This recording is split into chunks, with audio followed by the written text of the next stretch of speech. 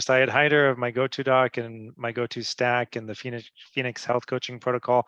I'm here with Cindy Hammer, and I'm really excited about this. This is our first success story interview. And we're going to be talking to Cindy, who is a retired RN, about her recovery journey with long COVID. And this is something that I've been wanting to do for a really long time. And I put up a post probably a few weeks ago asking people to come forward if they had recovered from long COVID to tell their story, because online you find a lot of people complaining about how nothing works and they've tried everything and they're still sick and there's no solution to long COVID. And there's a lot of places you can go and find people, and a lot of websites where they have just like the entire website is full of like hundreds of stories of people and what has happened to them and how they haven't found a solution. So I know because I've personally treated probably thousands at this point of people who've recovered. So we really need to get the word out, and please share this interview with anyone who has long COVID and who's suffering and has not gotten better, so that they at least feel hope that there is something that they can do. And right before jumping in, I just want to mention that mygotostack.com, we have pandemic supplements. They're on sale right now, 10% off for the next 3 days. So without further ado, Cindy, thank you so much for agreeing to do this, and thanks for being here, and just thanks for sharing your story. Yeah. Something that you said just now really rings a bell. I was searching for hope online and asking those questions on long COVID sites, looking for that success story. And so that's the biggest reason that I'm doing this today, is I'm really seeking to give back to humanity for I want people to know that there's hope, and that I had a journey that was tough. There was some suffering, and God got me through it. And I wanted to share that today to give others hope. Yeah, absolutely. I mean, I love what you were saying before we started streaming, how you wanted to, mention, you wrote down some of your story just to keep on track, I know. So we'll start at the beginning and kind of go through it. But I really like how you mentioned that a big part of it for you was your connection to God, and, praying, and also being grateful for, the help that you found along the way. And I think that for me, that was, really important as well. I think that gratitude is incredibly powerful. And I talk about this in our Phoenix lifestyle coaching program that Michelle Harvey runs. We talk about kind of like the mindset that's really important for healing. So like, number one, you got to believe that you can heal. Otherwise, what are you doing there? And your doctor better believe that you can heal too, right? And then it's really important for gratitude to be there. So like, the most powerful human emotions are probably love, first of all, and gratitude. But the easiest to tap into is really gratitude, right? So sometimes it's hard to feel love for anyone. Even sometimes God, right? Some people feel like, their relationship with God is not really straight. But it's easy to think of what you have, right? And any kind of benefits or positive things in your life, you can easily feel grateful for them. And the reason it's so important is because it cancels out negative stuff and negative emotions, like negative beliefs, things holding you back from healing. So that was just kind of a preview of what you're going to talk about. But let's start at the beginning. Tell us a little bit about yourself and where you were at the beginning of the pandemic. I mean, like your history, what you were doing. Yeah. So I'm 51 years old right now, but at the time of COVID, I was 50. I had no health problems, and I was exercising, taking good care of myself, eating healthy, taking a lot of vitamins. And so I made the decision not to be vaccinated, because I thought I would rely on my immune system. I had worked up until February 2020 as an oncology nurse, and had taken a break at that point. So I was, you could say, in good health, taking care of myself at home. And then, that's my background history. I had no health problems. So do you want me to go right into the story? Yeah. So how did you catch COVID? How was COVID for you? And, tell us the story of like how you and or your family, got COVID in the first place, and kind of what you were thinking as you went into it, and what happened then. Well, I think the exercise, the vitamins, the food, I think that was kind of my game plan. And I had ivermectin ready at the house. And so, yeah, I guess you could say I wasn't fearful. I felt pretty strong, and I ended up getting it from my teenager. He brought it home, and how it looked for him was, a little cough and a headache one evening. And we tested him, and actually, no, we didn't test him. Both my husband and I ended up coming down with it the same day. When was this? And this was in 2020? Yeah, so January 7th. 2021 or? Yeah, 2022, this year. 2022, okay. Yeah, so Omicron. And we both came down with it, but I had no symptoms. The day that we actually both presented, I did have a symptom. I had a fever of about 100. And the next day, though, I woke up and I felt pretty good. And my husband had started the ivermectin right away. He was really good about it. We both got PCR tested, so we were both positive. But because I didn't have symptoms, I thought, well, I don't really think I'll take my ivermectin. I'll save it because, I don't need it. Yeah, a lot of people think the same exact thing, by the way. Yeah, and I actually had a really good friend who I was power walking with while I had COVID, because like I said, I didn't have symptoms. And she warned me, and she said, Cindy, some people get long COVID when they, don't treat it, and you should be careful. And, I didn't understand at that time. So I thanked her for her great advice, but didn't do anything with it, unfortunately. So around day, let's see, about day 7, I want to look at my notes, make sure I'm staying on track. So January 13th. So I got it January 7th. So January 13th, late at night, I was reading a book, and I literally felt tinnitus come upon me. Just buzzing of my ears, and like a how many very days loud. into COVID, like after your first symptom, how many days? Yeah, so January 7th was day 1.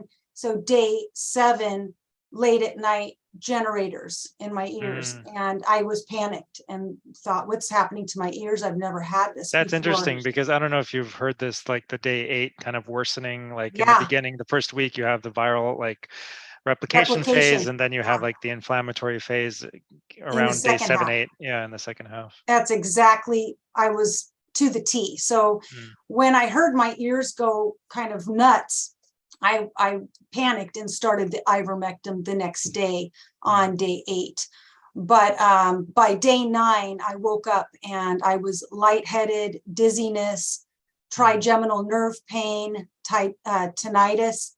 So the trigeminal nerve was just kind of coming across my face like pain. And that was all painful. So I explained it to my husband. I think, the sensation was like there's nerve damage, or something's going on with my nerves. At that point, I thought. Where was it? I mean, maybe where it was right down the. Yeah, so the pain was here, but then the nerve was causing all the way down. all this numbness and burning in the cheek. So I would take a hot bean bag and actually heat it up in the microwave, and that's the only way I'd get some relief from this pain. How bad was the ringing in your ears? Oh, it was tremendous. It was really like a hum of the refrigerator, but magnified, and I had never had any type of tinnitus before. So, initially, as trying to figure out what I had going on, I thought I had vestibular neuritis. So I assumed my ears had been damaged. So I looked up that disease or that process, and it said to take Claritin. Well, I now know that was the right thing to take anyways, but it did seem to help my symptoms. And so I stayed on that for about 3 weeks, and then one evening decided to go off the Claritin. And that's when I found out I had a lot more going on than vestibular neuritis. And so extreme pain up the back of my neck, pressure. I was taking ibuprofen and Tylenol, really trying to subside it. And then in desperation, grabbed a Benadryl, and the pain was gone in 30 minutes. So that's when I knew that this was a histamine issue. Yeah. And So you didn't have any like runny nose or like oh itching or yeah, rashes so or stuff like that? you mean during the COVID time? Or like from day 7 onwards when you had Hmm. started taking the Claritin, I or think when you stopped the Claritin? I the only symptom I had during COVID was a little bit of a stuffy nose, and I lost taste and smell. Hmm. But those came back pretty, the taste and smell came back pretty quickly, and the stuffy nose resolved. So this is kind of like, now I'm on, week 3, dealing with, the symptoms that just seem to be coming on every week. And so I think by realizing it was histamine issues, I jumped back on the Claritin quickly because I couldn't handle the pain. And Yeah, this is then, important because people always think with histamine and allergies that you're going to have like a runny nose or you're going to have like itching or a rash, but they can be things like headaches too, yeah, right? Like mine was there's headache a and lot of pressure. symptoms that you can Yeah. have from histamine, even anxiety. Did you have any anxiety? No, I didn't have Any trouble anxiety. sleeping? No. Mm-mm. My So it was symptoms. mostly pain, mostly like head and neck Yeah, pain? well, when the Claritin left the system, it was like literally heat coming up the back of my neck and pressure throughout the front. And I just Okay. remember thinking, I'm in so much pain, and yet ibuprofen and Tylenol weren't touching it. And then a Benadryl 30 minutes later was like, it was a histamine issue. Yeah. That's actually pretty common, like the heat sensation with histamine. So at this point, I'm just living on Claritin. I'm taking supplements. And this is like And 3 or 4 weeks after yeah, it all started. and then I noticed week 5, I start getting a lot of gut involvement, and so now I'm nauseous. I'm losing weight. Wow. Was there change in Stomach taste aches or that smell last also? 24 hours. Say that again. Did you have taste and smell issues? Those had returned by then, but I was definitely histamine. I had to go on a low histamine diet. So just the gut was off. So I think the main issues I was still dealing with at week 5 was nausea, stomach aches. I could hardly eat any food without getting worse. Certain foods, I had to eat everything on this little list of low histamine. And then tinnitus was still current, as well as the lightheadedness and dizziness. So I was pretty much just living on. And at this point, how long did Antihistamine. you take the ivermectins that you started on day 7? Yeah, I Did only you took take them that? for about, I think I took it for 5 days, and then somebody that I was friends with said, here's more, take these for 8 more days. So I did about, I think altogether that many days. Yeah, 8. That was about 14 days. Yeah. So at Do you that remember point, if there was any change when you stopped the ivermectin? There may not have been because it's a pretty long-acting I drug. didn't really feel any resolve with, and sometimes I wonder if that helped me have less symptoms, Yeah. because it does work, Were you so taking maybe, do you remember the dose? Were yeah, you I taking was the 0.2 taking point milligrams 2, so it per was 12 kilogram? milligrams. And then the second half, the person had told me to take 24. Okay. So that was the 8 days at 24. And then I started searching long COVID websites online, just trying to glean anything I could. And I met a woman who said, take Pepsid, 20 milligrams in the morning, 20 at night. And she said, switch off Claritin to Zyrtec. So that began my new antihistamine journey during that period of time. Do you think the And Pepsid helped actually, when you added that? say that again. Did you notice a difference with the Zyrtec or the Pepsid? Yeah, I did. I could cope. I could cope with the symptoms. I could function and get things done that I Did you needed have to do. brain fog, fatigue also? I didn't have brain fog or fatigue. So I'm going to read one of my prayers right now, because it's the right time to interject it. So this was March 11th. God, I start this new journey. Oh no, this is referring to right before I go on the next. So yeah, this is the right timing. At this point, I'm on antihistamines for about 3 weeks. And tons of supplements. I mean, you name it, I was on it. I would listen to hours and hours of Dr. Mobeen, Dr. Haider, Dr. Patterson, you name it, anything I could glean. And if they said a supplement, I was at the store the next day buying it because I was determined to help myself heal through this process. So on March 11th, I wrote, Lord, I start this new journal on March 11th. I am exactly 9 weeks since Omicron. It has not been an easy journey, but I rest in you. I cannot control the situation. I have searched for help and I now know the direction, but I am waiting on your timing. God, if you could spare me taking a treatment and just heal me. I need a total healing. Reset my body, take away the high histamine, rebalance my immune system, help me to get off these antihistamines, and allow my body to go back to its original state. And then day after day, I take my vitamins and antihistamines, praying for my body to be whole next week. Your will be done.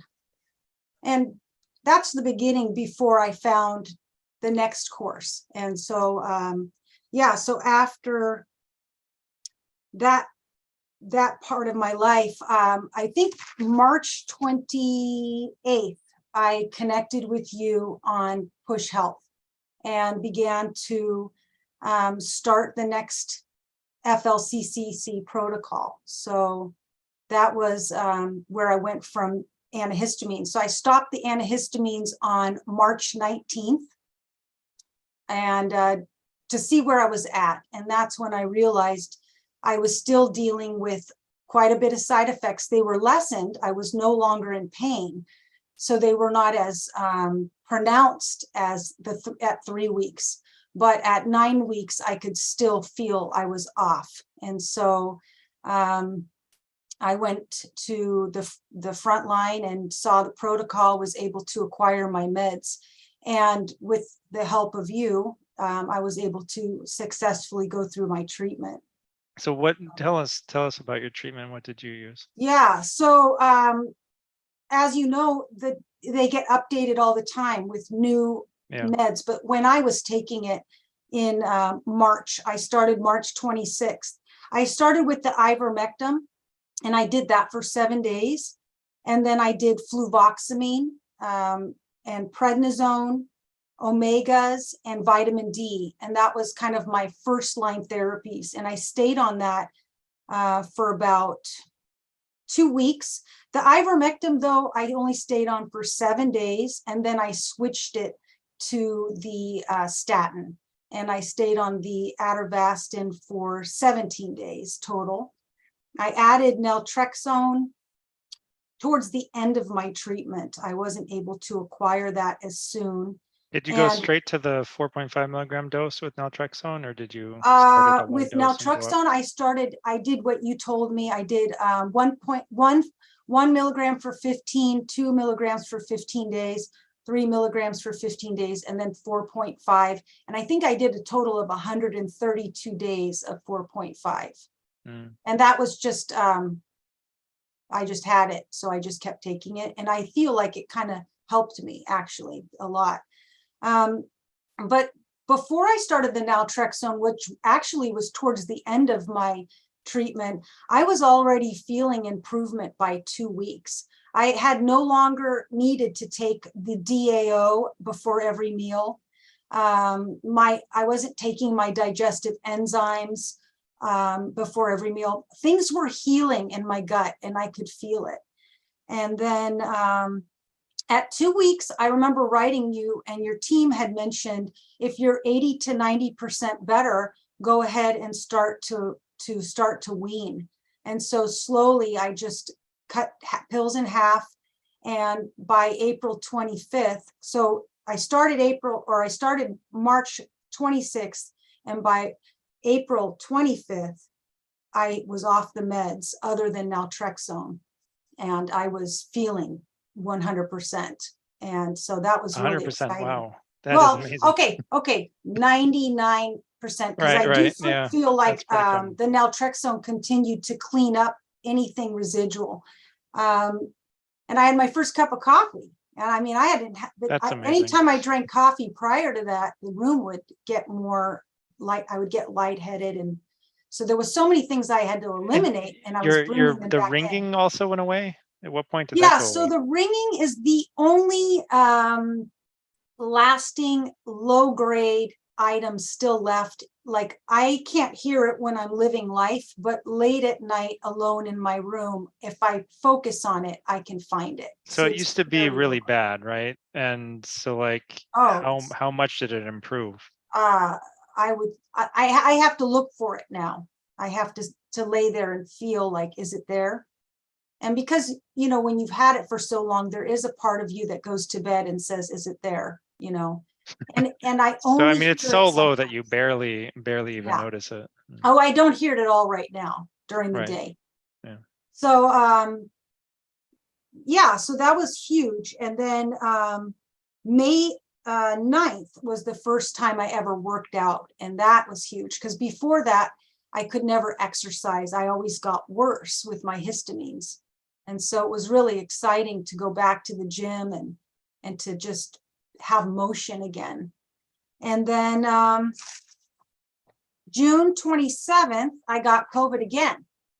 And this time I did a whole lot of things different. I started my ivermectin right away. I did nasal rinses 2 to 3 times a day with iodine mist. I also gargled with Listerine, again, 2 to 3 times during that first 8 days when it's viral replication. I was very diligent. I was on Zyrtec and Pepcid and aspirin for 14 days.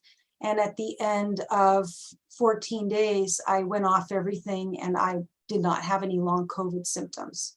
That's really amazing, because a lot of people who get bad long COVID, it gets worse or it comes back. Even if it went away the first time, the second time they get COVID, it comes back. So you didn't have anything. No, I was still on naltrexone. I wrote you right away and I said, should I stay on this? And the team said, yeah, continue to stay on it. So not sure if that helped to still be on something, but when Yeah, it did.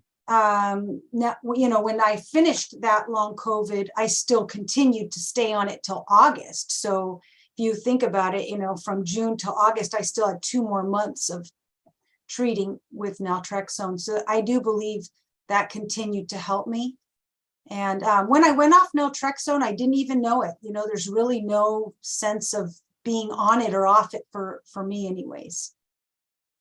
Akhtar is one of the people on Facebook right now. He was just asking, did you happen to have a period during your long COVID symptoms where you felt like a burning sensation under the skin, which some long haulers get with shifting pain and numbness? Was that ever part of your symptoms? No, I did not have that. But I do want to say that a lot of people that I've worked with online have those symptoms. And what I'm learning through all of this is everybody's journey is so different. The ladies that I've helped to go through this treatment now, we all were able to tolerate different amounts of the med. And the different people that I'm working with online from all over the world, it's like everybody has different symptoms and everybody is getting well differently. What worked for me is not cookie cutter for everyone. And so I think that's part of it too, is we're all different. Yeah, definitely. Have you, so you mentioned working with people online. Tell us a little bit about that. Yeah, it started out with me being really excited to share hope, because that was what I was seeking initially. I was always writing on long COVID sites, is anyone well? And often I was getting shut down with that question early on. I don't think people are shutting that down as often now. I see it more.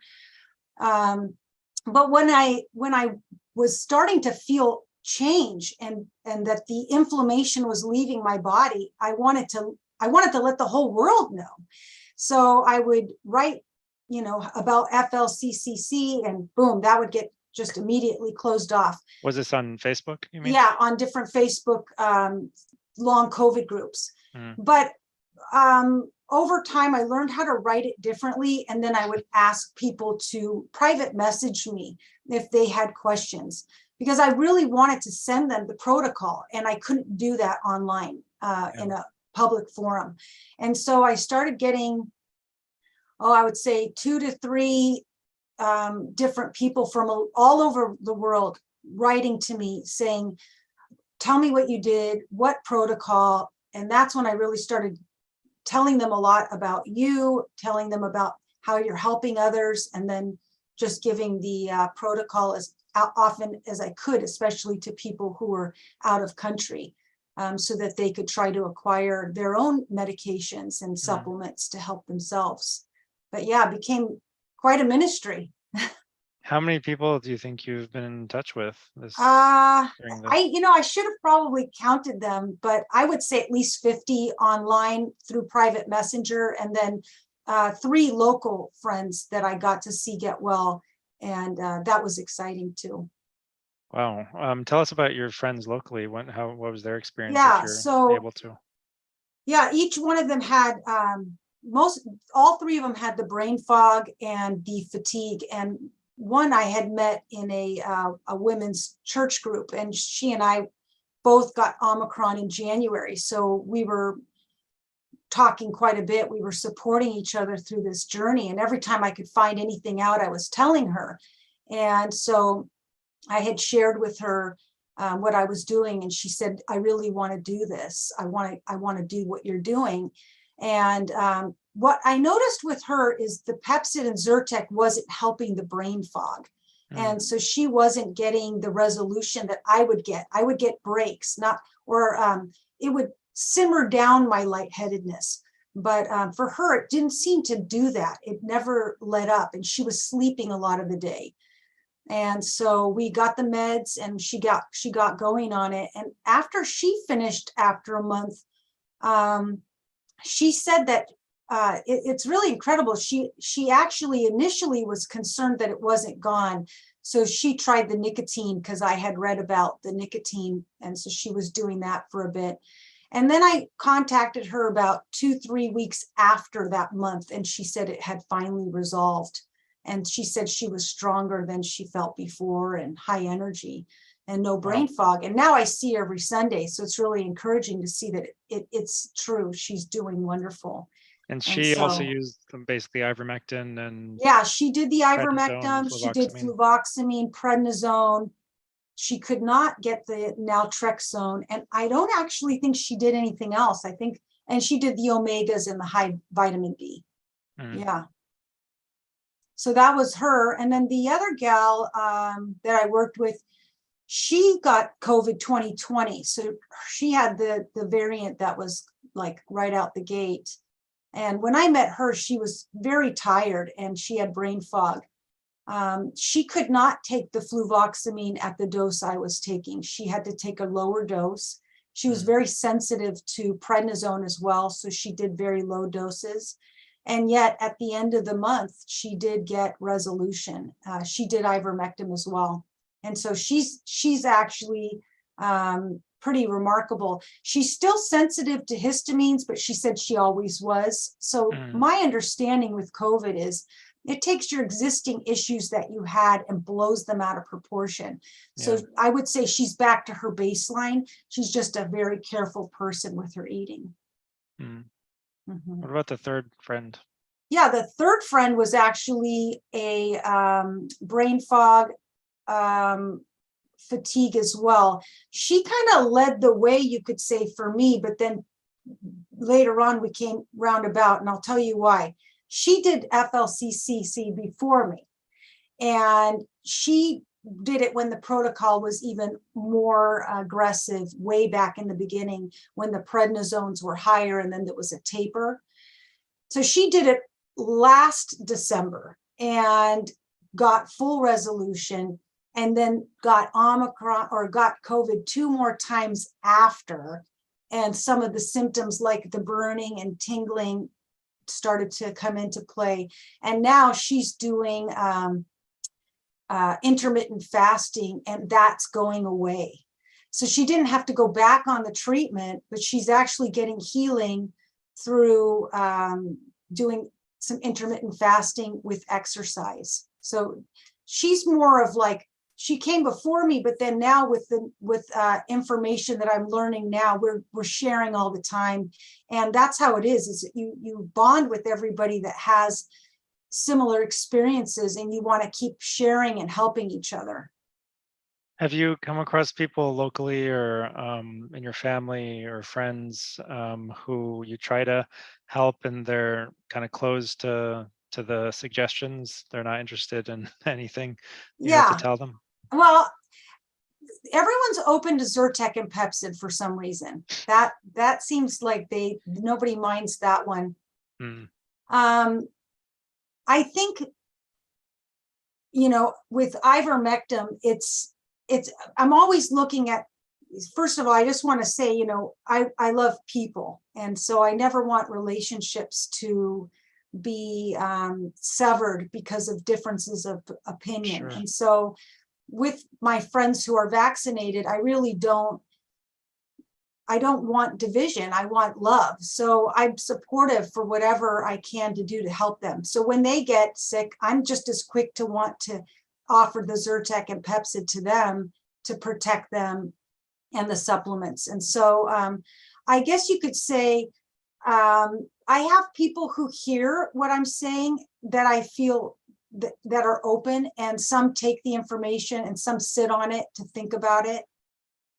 Yeah.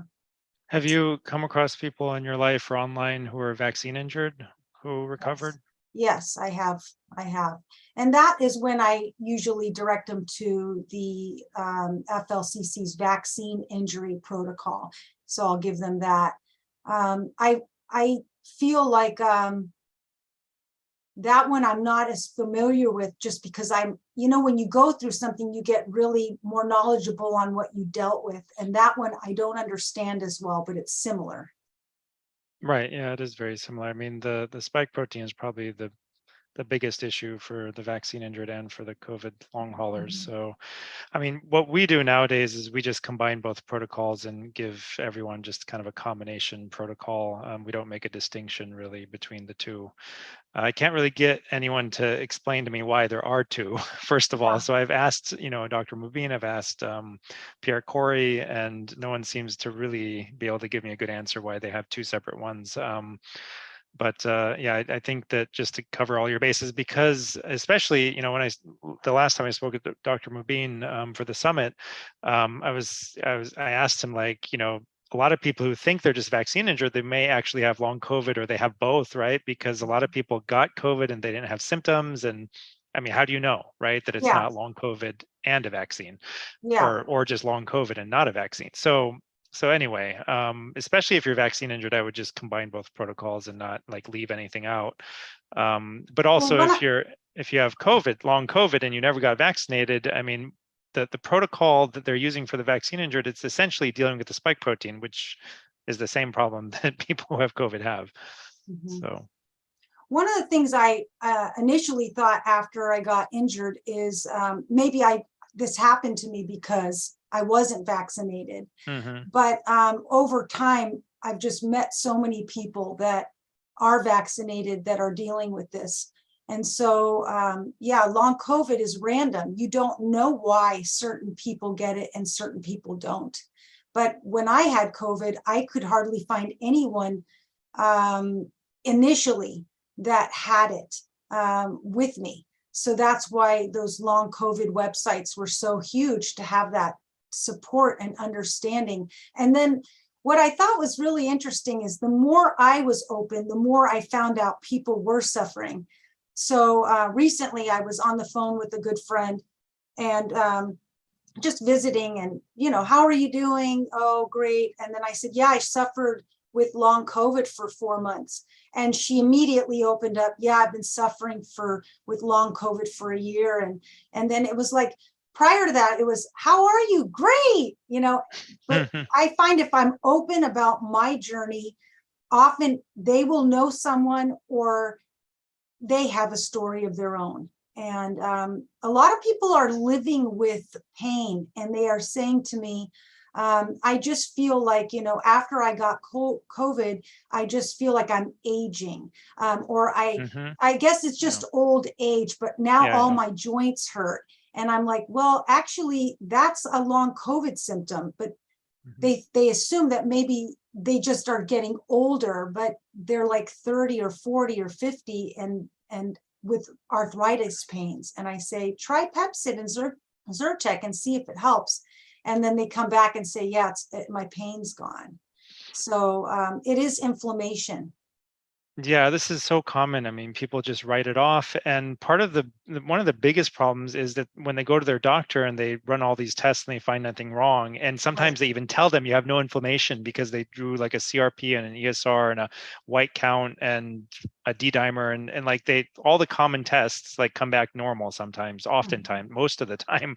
Mhm. And so like even doctors who have long COVID, like when they try to tell their colleagues about it, they just get gaslit and just like there's nothing wrong with you. I mean, all your tests are normal. It's all in your head. And so for a long time, and still, I mean, people come to me sometimes, and it took them like over a year to like, and they went to all the doctors and went to all the specialists, and people were just telling them you have, giving them labels like you have anxiety, you have insomnia, you have, Mhm. fibromyalgia, you have, MCAS, you have, they're just labeling them, right? Yeah. You have POTS, you have, just down the list, just adding, labels and names of different symptoms, essentially.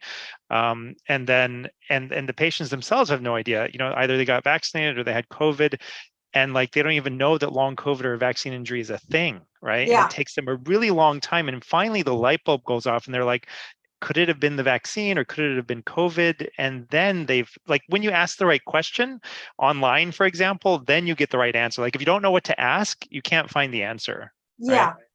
Yeah.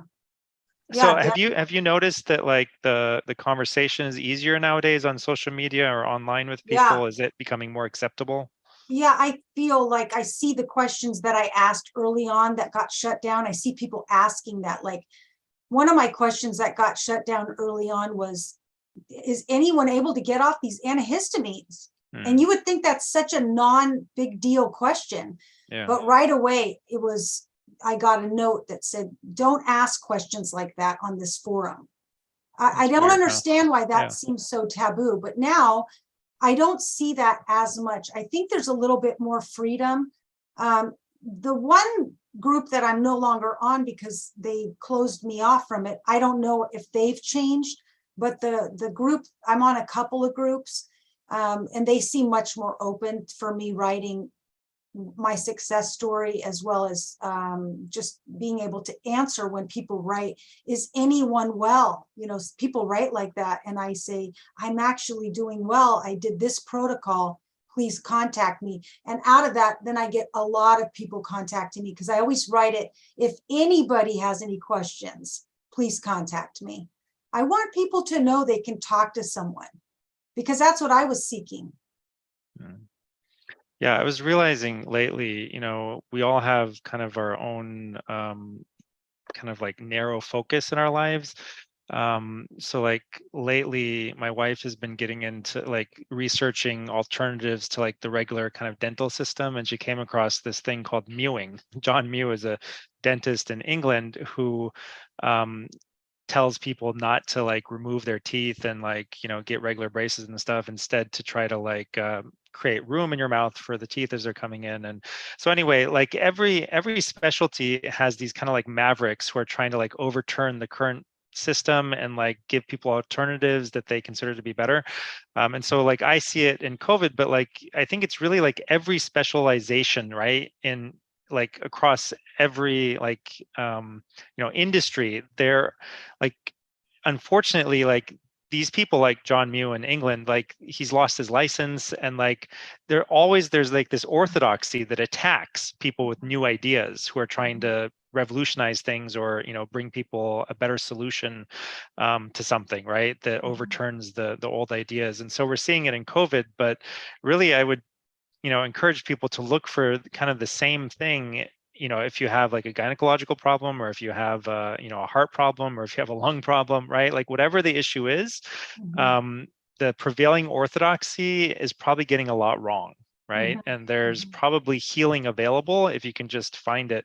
But so I think that's important, that people just first of all believe that healing is possible. And if your doctor thinks it's not, then you got the wrong doctor, right? Like, Yeah, what's the point? I mean, if you're holding out hope that you can get better, you have to, like, the only mindset that works is to believe that you can heal yeah, completely, right? Otherwise you're just wasting your time, right? Like, and also if your doctor doesn't believe you can heal completely, then you need somebody else who does that's have right. that belief, because otherwise you're just not going to be open to the solution when it presents Mhm, itself. mhm. Yeah, the gal that I was referring to, when she initially got the protocol from me, she took it to her doctor and she showed him and she said, I need these meds. These are going to get rid of my fatigue and brain fog. And she was shut down immediately. He said, go home and exercise. Well, as we all know, exercise is not a great idea during, when you're fighting long COVID. And so at this point, she was very frustrated that she didn't feel her doctor was hearing her. Mm. So that's when I sent her to you. She's one of your patients now. So, That's great. yeah, So tell us, so you said that you've kind of been in touch with about 50 people maybe. Have they yeah, all like maintained contact with you? Have you seen them also yeah. getting better? Have they like followed up when they did the things that you recommended? Yeah, Did some of them do. And some of them reach out to me regularly to see how I'm doing too, because they want to see, did it stay away? And mm, so that's been one thing they like to check on. And then if I get new information, I send it out to them, which can just be, literally going down the row and just throwing it in every mailbox, which is what I did when I learned a few new things online, a couple months ago. And then that kind of brings them back up. If they see I've sent them new information hot off the press, then they write me back and they tell me where they're at in their journey. Yeah. So have you come across people that are really struggling and have already tried the FLCCC protocol and they're still not better? Yeah, I feel like that scenario might have happened. I'd have to actually review that in my boxes, but I feel like I've heard some scenarios where they're on different journeys and looking at other ways to get well. Yeah. Danielle on Facebook says, without her knowledge, I would have still been suffering from anxiety. Zyrtec and Pepcid stopped anxiety within 3 days. That's amazing. So Mhm. this sounds like somebody that you were in contact with. Oh, okay. That's really Okay. amazing. Daniel, maybe Daniel Gola. Okay. Um, yeah, so that's really amazing. Yeah, so I think that's really important because, for some reason I like don't get. I haven't gotten a lot of feedback about the antihistamines from people, even though I know that they work, right? And I recommend people try them as like an over-the-counter medication. But it's great just like hearing you talk and other people chiming in about how they are really, really important. So Mhm. I'm Mhm. glad that I'm getting that kind of like, reassurance and feedback on it, on the positive effects that people have had Mhm. using just Mhm. simple over-the-counter Zyrtec and Pepcid, Yeah. twice a day that anyone Yeah, can it pick up just from a relieves some pharmacy. of the symptoms. Not all of them. Like I said, the brain fog seemed a little bit tougher for that to be relieved. Yeah, and yeah, so um yeah, so some of that is it may be, you know, a little bit harder for antihistamines to treat, and especially if you're using like something like Benadryl. I mean, that itself might cause a little brain fog. It's a little Mhm. bit Sure. um it gives you a little bit of a fogginess sometimes as a side effect. Same with even Zyrtec sometimes might cause a little bit of that as a side effect, not as a Mhm. yeah. Um so nowadays, like, kind of, what are your plans for the future? What are you looking to do? Yeah, just I'm continuing to put myself out there like I am today, just to let people know that there's hope. I want to be there for others, and yeah, I think every day you wake up, you want to be available for other people, to take that time to run into people when you do and see how they are. I think there's a lot of people suffering that need encouragement, and so I think I have that as my my heart is to encourage others. And as far as my personal life, I'm trying to get strong so that I can, be ready for the next COVID round or whatever happens. I don't know what's going to happen this winter, but taking my vitamins and getting my sleep and good nutrition, all that stuff. Yeah, after talking to you, like in the kind of the pre-interview before we went live, it just kind of brought home or like drove home to me that like we need to better like provide the information in a easily understandable, digestible format. So like this thought came to me when you were telling me like you were just watching interviews with like me and Dr. Mubin and Dr. Patterson and just like writing down like things that we said here and there and just adding them to the protocol. You know, so anyway, like my decision at that point was like we need like a living document that's like constantly updated. And of course the FLCCC has protocols that are a great starting place for most people. But I decided at that point after talking to you that we need to do that for our own protocol and just like put the lifestyle stuff there, the supplements there, Yeah. even our like the medication protocol that we're following right now, as well as the lab tests that we're recommending.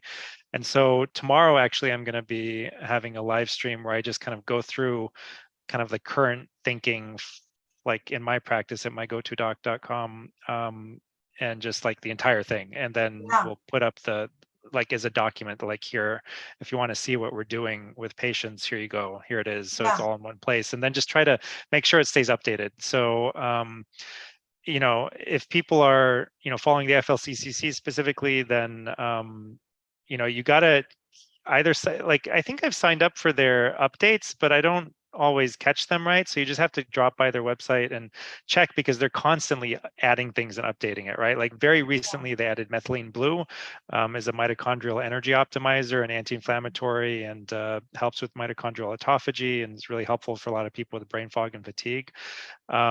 And that was something that I heard about from like a long haul patient probably months ago, right? And had started recommending here and there, but now it's been added to the kind of the official protocol as like a second line therapy. And then there's so much lifestyle stuff, right, that is really effective. I mean, I've personally benefited a lot from cold plunges. So I bought like a chest freezer and filled it up with water and just jump into this 0 degrees Celsius water, like near freezing water.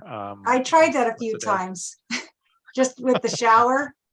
Yeah. Oh yeah, it's tough. You get used to it after a few days. And it's amazing for like anxiety. If anyone has anxiety of any cause, especially COVID, it's really like there's articles that have been written about this, people who jump into like freezing rivers and stuff, and like they've been able to get off all their anxiety meds. And I mean, it's just really an incredibly effective anxiety treatment, which is a big problem for a lot of long haulers. But there's so much information out there, it can get like overwhelming at times, right? Like especially if you're just starting out, people need like, okay, just tell me what to do, make it simple, let me try something maybe over the counter that I can do simply. And so hopefully this document, and I think it's no, actually maybe it's not tomorrow, it's next Tuesday is when I'm going to be doing it, 4 to 5 p.m. or something like that Eastern time. Yeah, for myself, I ended up doing 2 journals of my experience, and I just like you said, with the with just documenting all the different pills that I was going to take that day, and then writing on this side how I felt, and just keeping track of that, because it's really small things that change over months. And then to go back and reread these before the interview today, and to see how that just documented and let me know that it was working, that things were changing. And I think sometimes that's a good idea for someone too, is just to keep track of what they're doing. Yeah, so this is really probably one of the most important things that we talk about in the health coaching and the lifestyle program. That there's this saying from management circles that whatever is measured improves, and whatever is measured and reported improves exponentially. So just like measuring something and like just writing down your top 3 to 5 symptoms, and then writing down like the severity on a scale of 1 to 10, and then checking in at least once a week, because time and again, like doctors have this experience all the time that patients come back like 3 months later and they're like, nothing's working. I don't feel any better. And the doctor goes through kind of the review of systems and asks them all their symptoms. And then the doctor's like, but wait, you don't have this symptom anymore and you don't have that symptom anymore, right? And the patient's like, Mm. oh yeah, I forgot, Yeah, I forgot I even had that symptom before. And so this is really important for just staying motivated, right? Like mhm, if you kind of, because like we just like our experience of the difficulty or the pain, right? Like it just stays equal, right? right. Even though the symptoms may have like lessened, our subjective experience of like how annoying it is remains kind of the same over Yeah, time, yeah, unless you specifically notice that, oh, this is better, this is yeah, gone, something else has taken its place, like at the top of my mind. And yeah, so it's yeah, just so important for just maintaining motivation and continuing right yeah, down the path. that's right. Hmm. And the other thing, you had mentioned before we started about just like feeling grateful for the people that you Yeah, came across in your journey, and I think that's just huge. That's just it creates like a mental shift, right? And I think yeah, also in terms of the prayer that you mentioned, just realizing that things happen for a reason and they happen at the right time, and that you know like it may not happen right away, it'll happen God willing at the right time for you. And it's kind of like a journey of self mhm, discovery and growth, right? Like you're yeah, growing as a person, and if you mhm, just accept it like where you're at and what God has created right at that time yeah, in your life, if you fully accept it and then take the next right step, like your life kind of changes and goes in a different direction, which you may not have expected, but it's yeah. better for you. So Oh, yeah. I definitely think even when I was suffering, I was actually probably more connected to God than ever yeah. because, yeah, I was just crying out to him for help. And then even small things that would happen and big things like when I'll never forget when you said on your, one of your webinars, contact us for help. I just felt like God just gave me the right doctor, and it was such a blessing. And I was so thankful that I had someone to be able to dialogue with and say, is it the right time to start this med? I have this side effect. What do you think? And I mean, that was a blessing. So I think, yeah, I said a lot of thank yous all along because it was quite a journey. And now I just want to give back. I want to share hope and I want to give back to people. Yeah, this is a good point that like I think we should say it more often, that people can register for free at my go-to doc. So like when you start getting to the protocol part and you select the protocols that you're interested in, there's like a little thing that pops up like this is the price, and then there's some check boxes underneath that say like I just want to ask questions, or I can't afford this, and so you can check either one and it just zeroes out the price and you can continue and finish registration without paying anything. Mhm. But like this is kind of like our service to people, that like if you register and you don't pay, you can become a patient in my practice and actually ask us questions, any medical question, right? And we can actually give you specific advice because you've registered and given us all your health information, so we can Mhm. like look at that and like give you an actual specific answer, versus like on like a live stream YouTube video, it's like, this is not technically medical advice because I don't know your situation, right? I don't know Right. all the specific details about your situation. So in your case, we had all the specific details because you registered and we were able to like give you actual specific guidance, because you had the medications. And so this is something, and also like sometimes people will, like in your case, if I remember correctly, you got the medications elsewhere and we were just helping you with the advice. We didn't actually prescribe. But like some people may not be able to get access to the medications and they can't pay for the prescription, and then we actually waive fees a lot. There's a significant percentage of the patients that we prescribe for every month that don't pay anything, because Mhm. they just can't afford it, and you just have to ask, and we'll waive the fee. So we can send in the prescriptions and give you kind of follow-up advice and details on any of the protocols that we're doing, and the most up-to-date information at my go-to doc. um, and for anyone who can't afford it, it helps us, you know, if some people pay, so we can offer this for free for the people who can't afford it. And I think that hopefully that's the future of this alternative healthcare system that we're trying to build, that like the people who can afford it pay, so that the people who can't afford it don't have to pay, right? Like until someday maybe we have some like, you know, God-fearing insurance companies that are not, you know, plugged into the, you know, kind of this monstrous healthcare system that we have going with the pharmaceutical industrial complex. You know, one thing, I don't know if you're into this, but the Christian health sharing ministries are oftentimes a really helpful solution for insurance. Yeah. They're usually much cheaper, like significantly cheaper, because they're nonprofit.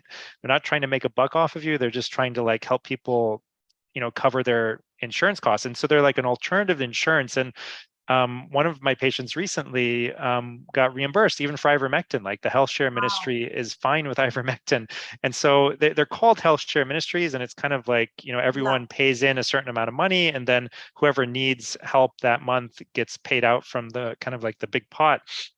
And the biggest ones have like $10 million or more of funds. I mean, they're literally like as good as an insurance company, and they have like better benefits, right? They cover things like acupuncture and like chiropractic and even apparently ivermectin. So Yeah. I highly recommend, like, if I mean, that's what I prefer honestly over insurance companies. And like I said, they're like sometimes they're like a third the price or less for That's right. the same coverage. I mean, it's Mhm. really incredible.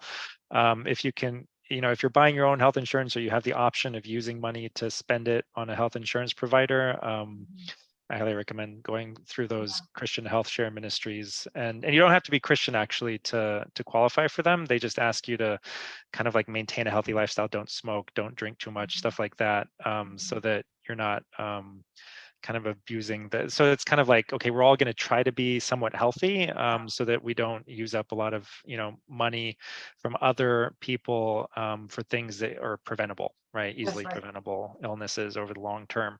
Mhm. So yeah, that's just kind of like one of the ways that I think that we can help reform the healthcare system. But a big one is like, you look back at the you know, the great healthcare systems of every civilization, really, they were always nonprofit, and they were oftentimes linked to like a church or some kind of religious group that started them. Mhm. And unfortunately, in the modern like era, in the last 20, 30, 40 years, they've oftentimes become a bit perverted, or, you know, bought out by major corporations that Mhm. have turned them into kind of profit-making enterprises, even when they're still technically nonprofit. But in my experience in this country, like with healthcare, the best care I ever got was in like the slightly rundown older nonprofit hospitals run by, you know, like a Christian healthcare system that were like a few Mhm. hundred years old, versus like the brand new spanking hospitals that have tons of debt, and they're like, you know, run by a major corporation and for profit. And you go there and you just have like a very sterile, terrible kind of experience. Mhm. Mhm. Anyway, I've kind of gotten off topic here, but thank you so much. I mean, and I think just like helping other people and giving back is like a tremendous calling. You know, it's Mhm. really important. So you know, I'm just so happy and grateful to you for what you're doing, you know, online on Facebook and in your local community, just like, you know, shining a light on the things that can benefit people who are suffering, because it is really a, like, it's a huge problem. Yeah. And a lot of people, I mean, probably tens of millions of Americans at minimum are Yeah. suffering, you know, to some degree. And a Yeah. lot of them, like you said, they just don't say it, right? So Right.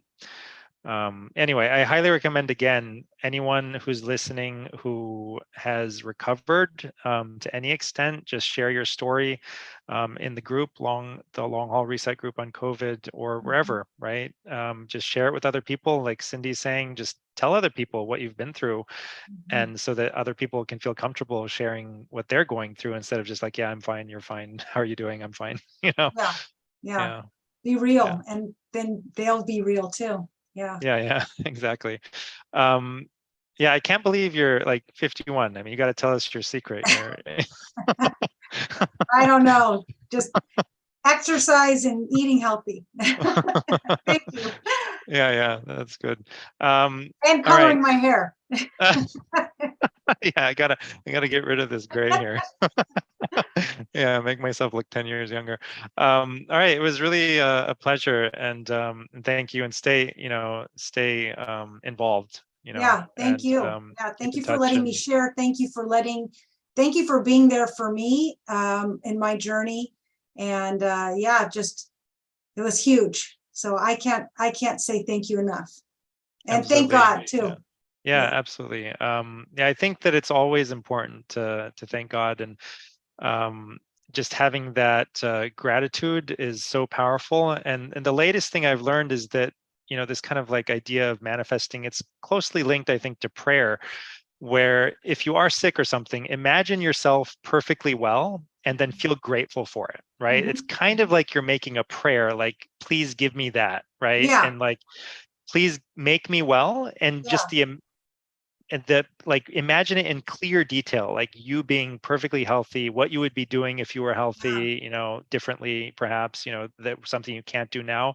And so try to do that every day for at least like a few minutes. Just have a, you know, clear mental picture in as much detail as possible, and then feel grateful for that. And Yeah. I will tell you that, like, for a long time I practiced like gratitude, like a daily gratitude practice. I had this kind of dialed in, and I Mhm. would think about what I have now that I'm grateful Yeah. for, right? And I would feel grateful for it. And that's like, it's a very positive feeling, like you feel.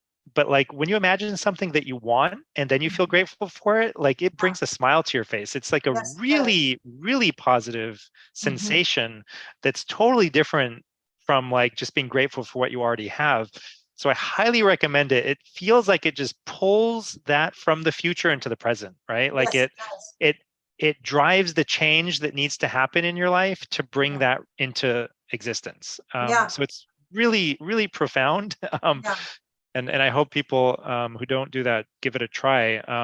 That's like the easiest first thing you can do, right? If you can't do anything else, just do that. Just imagine Yeah. yourself, in the place that you want to be, and feel that the key is to feel grateful for it. So I Yeah. know it doesn't exist yet, but feel grateful for it. And then it's kind of like it just brings it into the present. It like makes it real That's for right. you. I So agree. yeah. Very true. Cool. All right. I look forward to talking to you again in the future, and getting like an update on your journey, and the Okay. people that you're helping out. All Thank right. you. Thank you. Thanks for being here today. Okay. Thank you so All right. much.